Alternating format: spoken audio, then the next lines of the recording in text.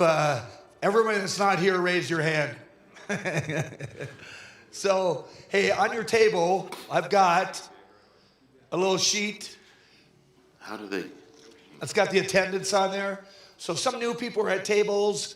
Then I put at tables last week. I just need to know who's at every table so we can keep track of everybody because we're getting more and more new people. So we got 1, 2, 3, 4, 5, 6, 7, 8, 9, 10 new people this morning. So give them a round of applause, okay? 10 new. So we got over 70 guys. Last year at this time we had 25 people. So it's like tripled. So that's a good problem to have. So just fill this out. All I need is your name on there. And you guys don't fill this out because I'll put you at the table. And we'll let it roll. Vince, take it away.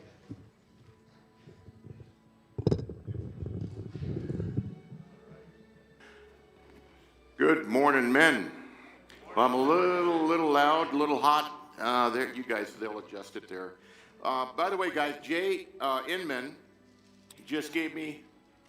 Jay and Jan Inman wrote a book. God is woke, and it says, "Pull back the curtain and step with us into the holy of holies of the most woke being in creation." I'm hearing music, guys. I don't know where that's coming from. Hey, can I bring my accordion sometime? Play? Okay. Anyway, if you guys want to get a copy of this, Jay and Jan wrote it. Jay, that's what he does. He's a writer. I've been trying to get him to read my old book, and I did send it to you. I sent you all the chapters. I emailed them to you, and you just won't read it. I don't blame you. My book is one of those books. Once you put it down, you can't pick it back up again. But you at least give it a try. I figure if you rewrite it for me, it might be something that people will buy. You know what I mean? So anyway, you can get that online. Also, for those of you who are discussion leaders, today technically is the day that we have our discussion leader meeting. And we usually have that over in the roundtable room after this meeting, but I did not communicate that to you last week, and I didn't send an email out. I apologize for that. We're going to, I talked to a couple of you already, and you don't have it on your calendar. I want to encourage you to put that on your calendar, and maybe we can move it. I'll send an email out. We'll move it to next week, because I want to talk to you guys about maybe getting together and doing something as we head toward the holiday season. It would be nice to do something for this group as we head toward the holiday season. How many of you guys might be interested if we could pull something off here, maybe on an evening in December, and have kind of a Christmas party for this entire group and our wives or significant others? How many of you, raise your hand if you'd be interested in attending something like that? Yeah, that might be kind of fun. We could do some fun little things and have some skits and just that could be a real blast. Okay, so we'll look at possibly doing that. And Al already made the announcements. I had someone come up to me and say thanks for what you did yesterday, and I didn't remember doing anything yesterday. And then I do a podcast, a video. Live. How many of you see us on video, a live thing on Monday, Wednesday, and Friday at 10 a.m. I do a live broadcast, about maybe 12 to 17 minutes, right around that time frame. Every Monday, Wednesday, and Friday, it's live on Facebook, our Facebook page, and also on our YouTube channel. So some of you guys are watching that. I really appreciate that. If you want to get tuned in, you just go to our Facebook. We have a public figure page. It's not a normal kind of page. I don't know why they call it that, but you're welcome to go there and check on that. This week, the title is A Man and His Friends. And I want to talk to us about friendship, male friendship, and it's pertinent because we have friends, hopefully, that we're making around our tables, and that's a really good thing. But how many of you would say that there's at least one man in your life that is kind of like your best friend? Well, it'll be interesting to evaluate on the basis of the principles we're going to share how you are doing in relation to your best friend, and also how they may be doing with you. As I share this, and it's not a long teaching, as you know, we're trying to keep these short and give you guys a lot of time to kind of drill down and process it. But as I think about this, as I'm unpacking this, I've got one particular man that we've been friends for, going all the way back to Church on the Way in Southern California. His name is Brad, and I have like 2 or 3 men in my life that I would consider my best friends, and Brad is one of them, probably for the longest period of time. And when I unpack this thing, I think about him in relation to our friendship, and I also challenge myself, am I being a good friend? The Bible says in Proverbs 18:24, a man of many companions may come to ruin, but there is a friend who sticks closer than a brother. And I believe that is true. Sometimes our friends are really more intimate with us than even our own family members. But the first principle of friendship that I want to share with you is called commitment. Commitment. Commitment, and I think we all kind of loosely understand what commitment means. But commitment commitment is very different from a decision. A lot of people make decisions. But a commitment, if you look up the difference between a decision and a commitment in the dictionary, a commitment is like with every fiber of your being, committing to something, a new course of action, whatever it might be. You guys have heard me share what I call the 6 stages for change. The first 3 are what I call the cycle of hopelessness: event, awareness, decision. This is an event. Every week we have an event. A Promise Keeper rally or some kind of seminar that you attend. Those are events. Sunday morning's an event. Reading a book, by the way, is an event. And so we tend to go to events, experience events. We realize that we need to make a change after the event is over. We make a decision. And we don't go any further than that typically. And so then we go right back to looking for another event. So event, awareness, decision. It's like a cycle. Commitment is the bridge you must cross in order to transform the old man into the new man. Commitment is with every fiber of your being, committing to a new course of action. And then commitment ultimately leads to process. And that's the part we don't like, guys. Process is behavioral change over time. Process is you actually have to take the physical weights that my dad gave me for Christmas one year and actually pump them in order to get muscles. We don't like process. We just want it to be now. So process has to happen, but that won't happen unless you're making a commitment. And then ultimately, if you do all 5 of those, change will be the result. But commitment is really important. It's with every fiber of your being. You are there for that friend, no matter what. You're committed. And I would ask you, in terms of your relationship with your friends and how you would evaluate their relationship with you, how do you think you might be doing in the area of commitment? Are you there for that person? Is he there for you no matter what? 24/7, by the way, guys. I mean, this friend that I think about, I could call him and feel comfortable at 2 in the morning, and there would be no problem. We have that kind of bond together. We're committed to each other in our friendship. So commitment is huge, okay? Proverbs 27:5-6, better is open rebuke than hidden love. Faithful are the wounds of a friend, profuse are the kisses of an enemy. The next area is what we call correction. Correction. A good friend will step up and correct you. Now, as I rate this particular friend of mine, and I would say this if he were here, in fact, I've said it to him. If I had to pick one of these areas that I felt he was a little weak in, it would be this one. Sometimes we have friends that have a halo effect when it comes to us.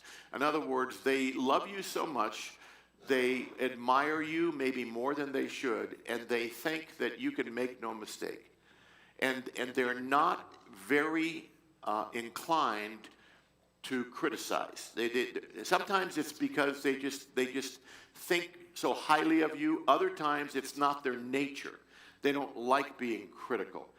By the way, there are some friends that are the opposite of that. I mean, they don't have any problem criticizing, and sometimes they're overly critical. But with my friend, this would be an area where he would be a little weak. If I go to him, for instance, and I say, well, how do you think I handled that?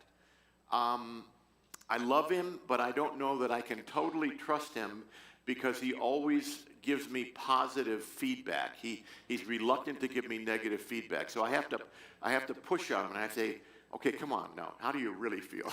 And then sometimes he'll loosen up and he'll be a little bit critical, or sometimes I'll have to bypass him and go to someone else. In all of the other areas, by the way, this guy is amazing. But in this one area, he's a little bit reluctant. But you know what? In your friendships, you have to know that. You have to understand that. And you have to be responsible for managing that, because we kind of enjoy going to people that are always positive and are always uplifting, but sometimes you don't get a real good assessment of how you're being perceived. Ecclesiastes 4:9 and 10 in the NIV, which is the New Italian version, by the way, if you guys don't know that. Two are better than one because they have a good return for their labor. If either of them falls down, one can help the other up. But pity anyone who falls and has no one to help them up. And today, in our world today, there are so many people, especially men, they really haven't cultivated very close friendships. And there's a lot of despair. Nothing is worse than discouragement. Nothing is worse than feeling like, I have no hope for the future. The third area is encouragement. One of the things I like about Al, I don't know where did Al go? Al is right over here. You guys that know Al, and there are many of you that are like Al. Al is kind of over the top when it comes to encouragement. It doesn't matter how bad things are. For whatever reason, God has equipped him to be able to sow positive words. How many of you know that that's true? And there are people in your life, encouragers, we need encouragers more now than we ever have. Encouragement is infectious. It is just, it can be contagious. Whenever I go into a restaurant with Al, in fact, he trained me on how to do this. I did it yesterday in a restaurant, or not yesterday, Sunday on the way home. Our neighbors were visiting our church, and we went to a restaurant, a Mexican restaurant, and one of the young ladies who was taking care of us, I asked her, I said, what is your name? And they love it when you ask their name, by the way, and what is your name? And so she kind of spoke a little broken English. And I said, hey, we're going to pray for our meal today, and we just want to encourage you. And is there anything that we can pray for you when we pray for our meal? And I did the same thing. Al did this once, and I saw him do it, and I kind of copied it. He says, you don't have to answer me right now. Don't answer me right now. But you go, and when you come back with our food, tell us what it is. And I thought about that. Well, think about it. What is that wait person going to do now for the next few minutes? Okay? And she's going back there waiting on other tables. She's now thinking in her mind, hey, those guys asked me what, they're going to expect me to give them something. I mean, that's pretty cool. Okay? So she's thinking through what's going on in her life, and she's thinking, if I had to pray, get prayer, and oh, by the way, they're praying to God, and I wonder about this God. If they don't know who God is, at least they're starting to think, okay? And so they come back to the table and they tell you, and they say, well, thank you. And usually what we'll do is we'll pray for them. We don't always pray for them while they're there, but I've seen Al do that. He says, can we pray for you right now? Al, I mean, he's pretty bold. I mean, he just does that. And some people, that they're more shy, it's harder for them. But I want to encourage you to do stuff like that, especially in your friendship. Always look for a way to encourage. Look, when I was teaching leadership principles, I mean, one of the basic things that you teach when you're talking about even dealing with difficult conversations that you have sometimes with your employees or other folks that are working for you. If you have to go and you have to talk to them about maybe something that they're not doing quite right, you always start with encouragement. You always start, here, tell me what I appreciate about you. You do this, this, and this, and this. But today I need to talk to you about one thing that I'm a little concerned about, and I want to share it with you. It's so much easier to have difficult conversation when you begin with encouragement. So how are you doing in the area of your friendships? Are you an encourager with your friends? And as you think about maybe some friends that are very close to you, how do they do in this area? By the way, I'll leave you with a slide that'll go through all these. It's not a bad thing to do to sit down with one-on-one with some of your friends and have a conversation about this. Hey, in our friendship, how do you think we're doing in these areas? And you can, hopefully what I'm sharing with you will help you unpack some of that. So encouragement, really, I would rate this as perhaps one of the most important ones. I think I told you guys that back in the early 90s, I was at New Life Church, and we had a small group of guys. There were 5 of us that met every week. We'd been meeting for about a year, and we didn't really encourage each other that much. And we were really kind of superficial in our relationships. We kind of were the typical kind of men that just hung out, talked about football and stuff like that. And one of our guys actually went up in the hills above Manitou Springs and took his life. And there wasn't anybody in our small group that had a clue. We had no clue. And by the way, my prayer is that would never happen. And that's why we're doing this, guys. That's why we're doing OTI, the On Target Institute from back in 2000. That's why we're doing AIM, is to foster the kind of intimacy in our groups of men to where that could never happen at any of our tables, that we know each other and are willing to be vulnerable with each other to the point where we would have a heads up if anything like that was on the radar. But encouragement is an important part of it. In John 15:12-13, my command is this: love each other as I have loved you. Greater love has no one than this, that he lay down one's life, to lay down one's life for one's friends. The next one is what we call protection. By the way, I love that image. Isn't that a cool image? I don't know where I found that, but I thought that was a really cool image. It'd be fun to get dressed like that and show up with your friend one day and just, I'm here to protect you, buddy. And anyway, so protection. The idea that you're not going to allow your friend to enter into a dangerous situation. You're going to be there for them. You would take a bullet for your friend, and they would do the same for you. They're there. They've got your back. And this is a very, very important part of friendship. Are we willing, is that the level of commitment that we've arrived at? And protection can be in all kinds of different forms. It could be protection if sometimes young people face bullying in our schools, and we need buddies around us that will protect us, that will be there for us. Not that it'll go clobber the person unless you're Italian and you find some guys that are able to go do that, but you know what I mean. Protection. You're going to be there for each other. But protection also could mean not physical, but could also mean protection from people that are casting aspersions, people that are talking behind your back, people that are spreading rumors. Sometimes it takes an effort on the part of a friend to go and get in the middle of that and say, hey, wait a minute, you're talking about a friend of mine. And you need to be responsible for what you're saying here, and you can get in the middle of that, but you're there. You've got that person's back. Again, with my friend, there's no doubt in my mind that he scores really, really high in this area. In fact, there have been occasions where, because I am public a lot, and there are a lot of people, when people view you from a distance, they make assumptions about you that are oftentimes not proper or not correct because they don't really know you personally. They make assumptions based on what they see or what they hear. And so you're always open to people saying, well, I don't like what he said, or I think where he's going with that is the wrong direction. And my friend would be the first one to step in and say, well, either no, let's go talk to him and let him explain it, or no, that's not what he meant. I mean, he's there for me. We all need friends that are like that in our life, because none of us are perfect. None of us are going to be without error. And then this last one is Proverbs 27:17. As iron sharpens iron, you've all heard this. This is one of the most famous verses for ministry to men. So one person sharpens another, and in this area, it's strength. A close friend also brings strength to the relationship.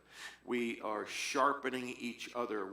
We're building each other up. We are there. We're willing to say the tough stuff. We're willing to help each other grow and become better in our walk. Proverbs 12:26, however, says, "The righteous choose their friends carefully, but the way of the wicked leads them astray." So I also think you need to be careful, because wrong friends can corrupt. And you guys know my story. He looks a little bit like my Uncle Louis, by the way. But I picked. Sometimes if you pick the wrong guys, it can destroy you, and so you have to be careful with that.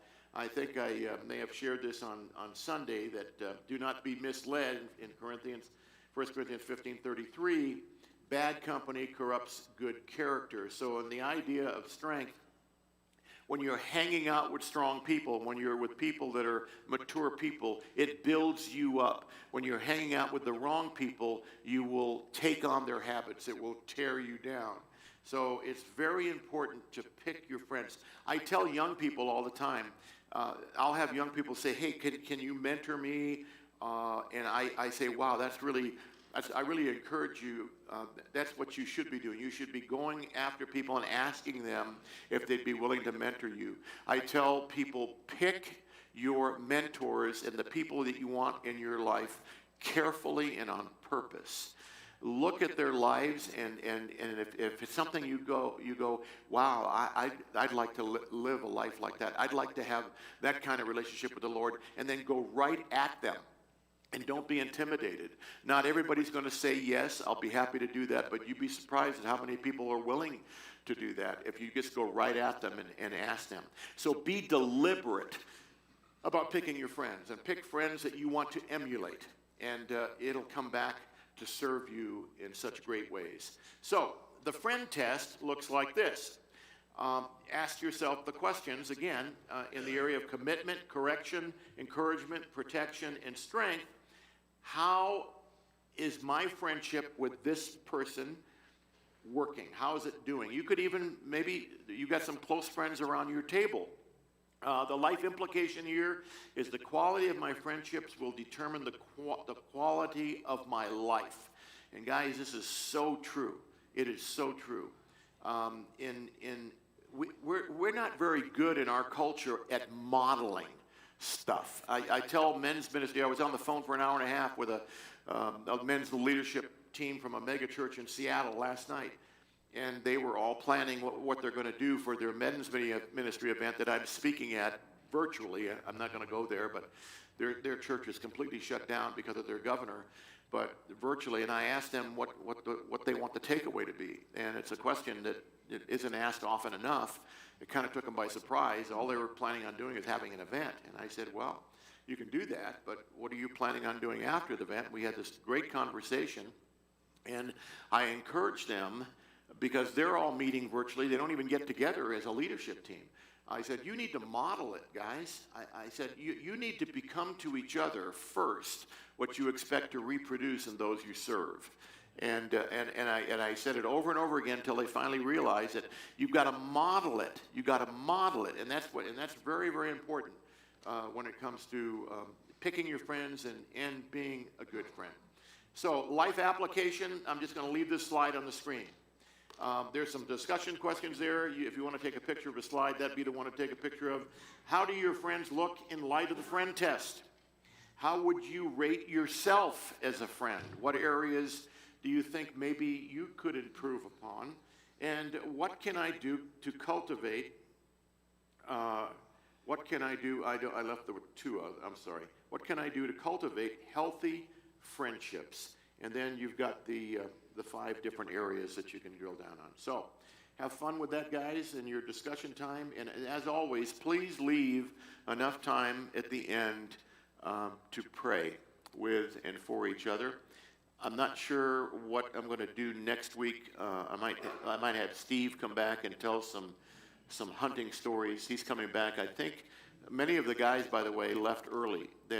Steve said this was the worst hunting season that they've had, and there was no game. They got one. I think Ryan ended up with 1 buck, and they got almost nothing. I don't know if I should tell him that I was praying for Bambi's dad. But I don't know that God answered that prayer, but maybe He did. I don't know. Listen, I could lose my job next week. So I'm not going to tell him that. But I think he's a little frustrated. But I'll probably have him come next week and share with you guys and tell some stories about their hunting trip. They always have a blast. I think there's about 15 or 20 of them up there. So and they had 6 inches of snow yesterday. So it was pretty cold. But anyway, enjoy your conversation, guys, and again, remember to pray when you're done.